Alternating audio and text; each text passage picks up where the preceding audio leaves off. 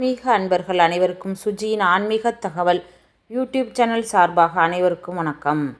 26/11/25 இன்றைய நாளை யாரும் தவறவிடாதீர்கள். அன்று கார்த்திகை சஷ்டி வருகின்றது. இது புதன்கிழமையோடு சஷ்டி சேர்ந்து வருவதனால் அதை ஞான சஷ்டி என்று கூறுவார்கள். புதன்கிழமையோடு வரும் சஷ்டி கல்விக்கும் அறிவிற்கும் சிறந்ததாக கருதப்படுகிறது. இதனால் இது ஞான சஷ்டி. புதன் அறிவாற்றல், பேச்சாற்றல் மற்றும் கல்விக்கு உரியவர். புதன்கிழமையோடு சேர்ந்து சஷ்டி வருவதால் இன்று சிறப்பான நாளாக அமைந்துள்ளது.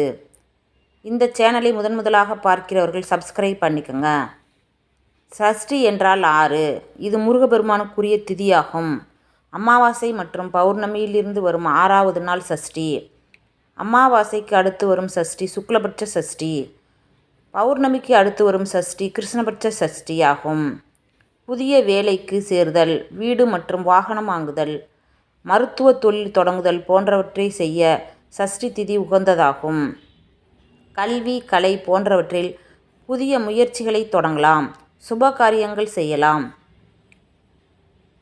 சஷ்டி விரதம் இருந்து முருகப்பெருமானை வணங்கினால், அதாவது 5 சஷ்டி விரதம் இருந்து முருகப்பெருமானை வணங்கினால் 1 மண்டலம் விரதமிருந்த பலன் நமக்கு கிடைக்கும். சரி, சஷ்டி எப்பொழுது ஆரம்பிக்கிறது என்பதை பார்ப்போம். சஷ்டி செவ்வாய்க்கிழமை இரவு 8:08 ஆரம்பித்து புதன்கிழமை இரவு 8:21 வரை உள்ளது. சஷ்டி செவ்வாய்க்கிழமையில் ஆரம்பிப்பதால் செவ்வாய்க்கிழமை செவ்வாய் ஓரை 8 to 9 முருகப்பெருமானை வழிபாடு செய்யலாம். அவரவர் விருப்பத்திற்கு ஏற்ப முருகப்பெருமானை வணங்கலாம்.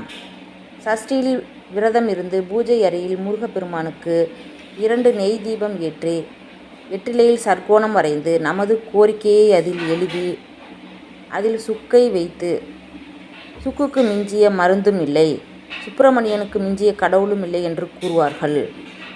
முருகப்பெருமானுக்கு செவ்வரளி மலர்களால் அலங்கரித்து தீப தூபங்கள் காண்பித்து ஓம் குமாராய நமக என்ற மந்திரத்தை 108 முறை கூறி வழிபட்டால் திருமண தடை அகலும், குழந்தை பாக்கியம் உண்டாகும், வாழ்க்கையில் நல்ல முன்னேற்றம் உண்டாகும். இன்றைய நாளில் கந்தசஷ்டி கவசம், கந்தர் அனுபூதி, திருப்புகழ் ஆகியவற்றை பாராயணம் செய்யலாம். இல்லாவிட்டால் முருகன் ஆலயத்திற்கு சென்று முருகனுக்கு அர்ச்சனை செய்து ஆலயத்தை வலம் வந்த பிறகு அங்கு கொடுக்கும் பிரசாதத்தை சாப்பிட்டு விட்டு விரதத்தை நிறைவு செய்யலாம். இந்த பதிவு உங்களுக்கு பிடிச்சிருக்குன்னு நினைக்கிறேன். பதிவு பிடிச்சிருந்துச்சுன்னா லைக் பண்ணுங்கள், சப்ஸ்கிரைப் பண்ணிக்கோங்க.